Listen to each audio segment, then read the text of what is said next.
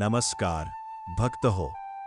श्री दत्तगुरूंच्या कृपेने आपण आज श्री गुरुचरित्रातील अध्याय 27 श्रवण करणार आहोत.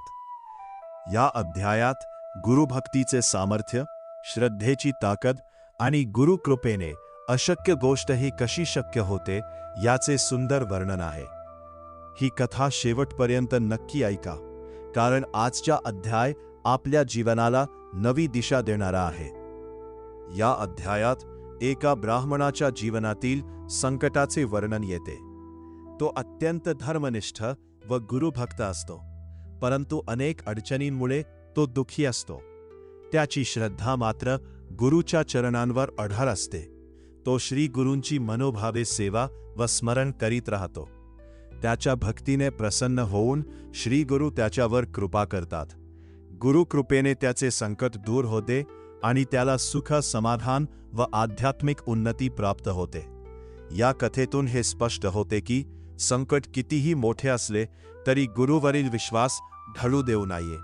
योग्य वेळी गुरुकृपा नक्कीच प्राप्त होते. अध्यायातील गूढ संदेश. गुरुवरील अखंड श्रद्धा कधीही व्यर्थ जात नाही.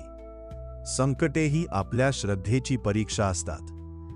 गुरूंचे नामस्मरण आणि सेवा यामुळे जीवनातील अडथळे दूर होतात. खऱ्या भक्तीमध्ये स्वार्थ नसतो, तेथे केवळ समर्पण असते.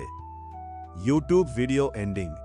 भक्त हो अध्याय 27 मधून आपल्याला समजते की गुरुवर पूर्ण विश्वास ठेवणाऱ्या भक्ताला गुरु कधीही एकटे सोडत नाहीत. तुमच्या जीवनातही कोणते संकट असेल तर श्री दत्तगुरूंचे नामस्मरण करा आणि श्रद्धा कायम ठेवा. हा अध्याय तुम्हाला आवडला असेल तर व्हिडिओला लाईक करा, कॉमेंटमध्ये श्री गुरुदेव दत्त लिहा आणि अशाच आध्यात्मिक कथांसाठी चॅनल सबस्क्राईब करायला विसरू नका.